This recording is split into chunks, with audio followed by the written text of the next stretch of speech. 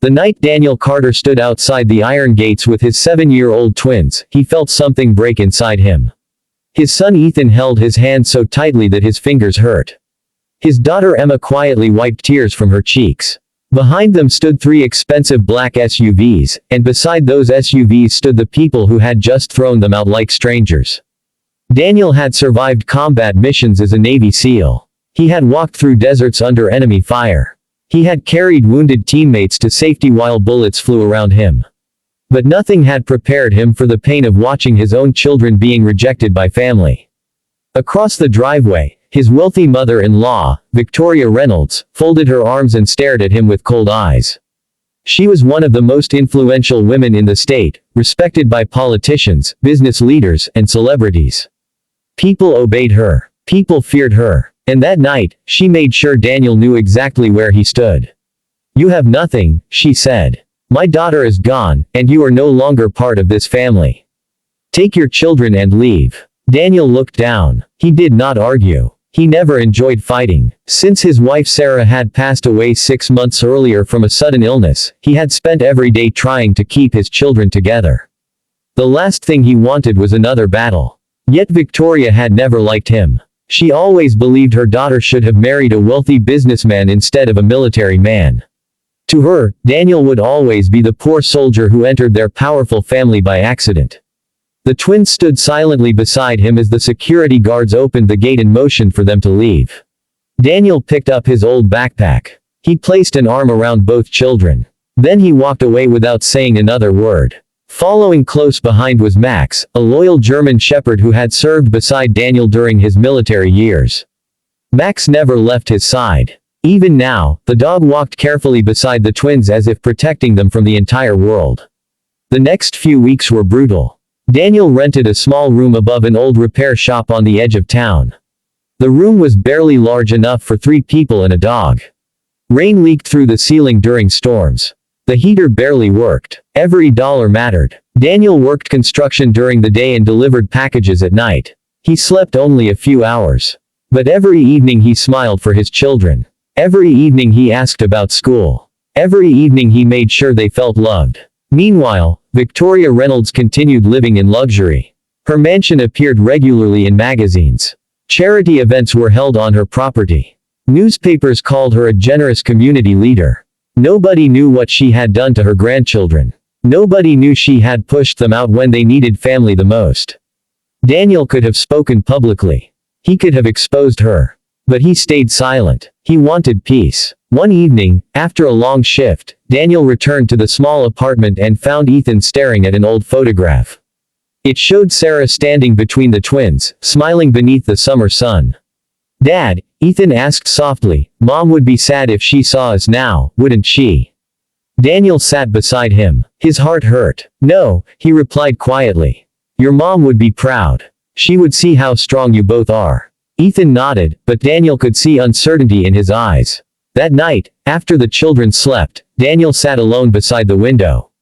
Max rested near his feet. The city lights flickered in the distance.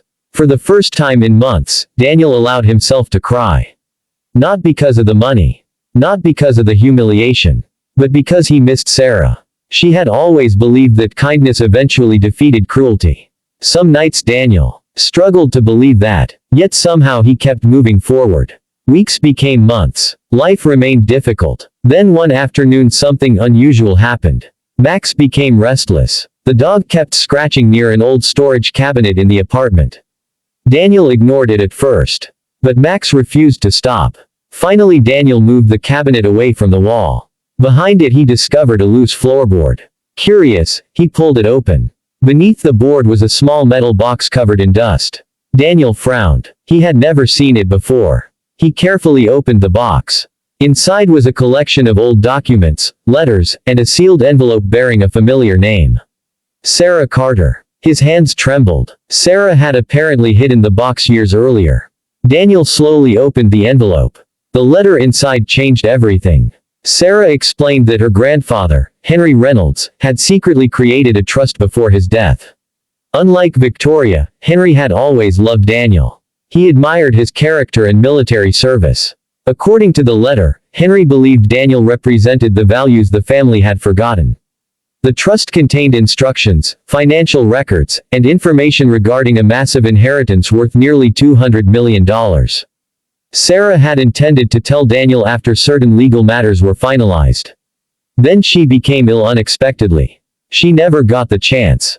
Daniel sat frozen. He reread the letter several times. It felt impossible. Yet every document appeared legitimate. The next morning he contacted the law firm listed in the papers.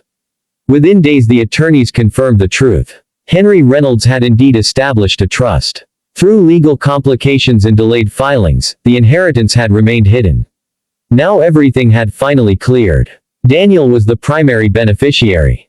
The amount exceeded $200 million. The lawyers were shocked that nobody had claimed it sooner. Daniel was shocked too. For a long time he simply stared at the numbers. His life could change overnight. The twins' future could be secured forever. Yet strangely, his first feeling was not excitement. It was sadness. Sarah should have been there. She should have seen this moment. She should have watched the children laugh. But she was gone. A few days later, Ethan asked why so many lawyers kept calling. Daniel smiled gently. Because your great-grandfather left us something important. Emma tilted her head. Money. Daniel laughed softly. Maybe. But more importantly, he left us proof that good people still exist. The twins did not fully understand. They simply hugged him. For the first time in months, Daniel felt a small spark of hope. He could finally breathe. He could finally stop worrying about rent. Yet he chose patience. He did not buy luxury cars. He did not move into a mansion. He did not announce anything publicly. Instead, he quietly paid debts. He created college funds for the twins. He donated to veteran support programs. He helped struggling military families. Meanwhile, Victoria Reynolds remained unaware. She continued believing Daniel was barely surviving. Then fate delivered another twist. Several months later, Victoria's business empire began facing serious problems. A major investment collapsed. Lawsuits appeared. Partners started withdrawing support. Reporters began asking difficult questions. Suddenly the woman who once seemed untouchable found herself under pressure. Her influence weakened day by day. One evening Daniel received an unexpected phone call. It was Victoria, the same woman who had thrown his children out. Her voice sounded different now. Less confident. Less powerful. Daniel, she said carefully, perhaps we should talk. Daniel looked at the phone for several seconds before answering. About what? A long silence followed. Family, she finally replied. Daniel almost laughed. Family. The word sounded strange coming from her. Still, he agreed to meet. The following week he arrived at her mansion. The same mansion where he and the twins had once been humiliated. The same driveway where security guards had escorted them away. Victoria greeted him inside. Her expensive smile looked forced. Her eyes revealed worry. They sat across from each other. I may have been too harsh, she admitted. We both made mistakes. Daniel listened quietly. The children miss their family, she continued. Perhaps we can rebuild relationships. Daniel studied her expression. He had spent years reading people during military operations. He recognized desperation when he saw it. Finally he asked a simple question. Do you know about the inheritance? Victoria froze. For a moment her mask slipped. Daniel saw genuine shock. Then understanding appeared in her eyes. News had reached her. She now knew exactly why he no longer struggled financially.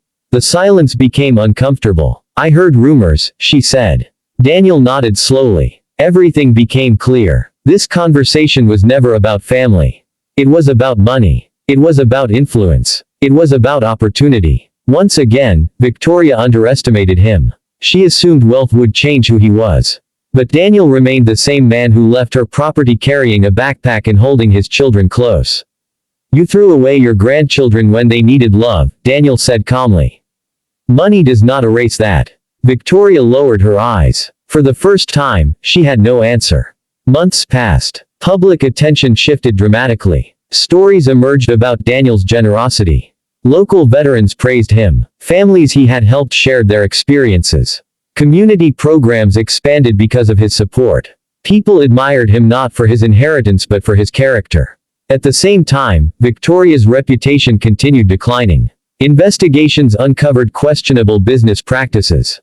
Former associates distanced themselves. The powerful woman who once controlled everything could no longer control public opinion. Then came the moment nobody expected. During a community event honoring military families, Daniel was invited to speak. Hundreds attended. Reporters filled the room. The twins sat proudly in the front row. Max rested beside them. Daniel stepped onto the stage. He looked around quietly before speaking. "People often think justice arrives with revenge," he said. "I used to think that too. But life taught me something different." The room became silent. The greatest victory is not making your enemies suffer. The greatest victory is refusing to become like them. Tears appeared in several eyes. Daniel continued. "There was a time when my children and I lost almost everything. We felt forgotten. We felt unwanted. But kindness carried us forward.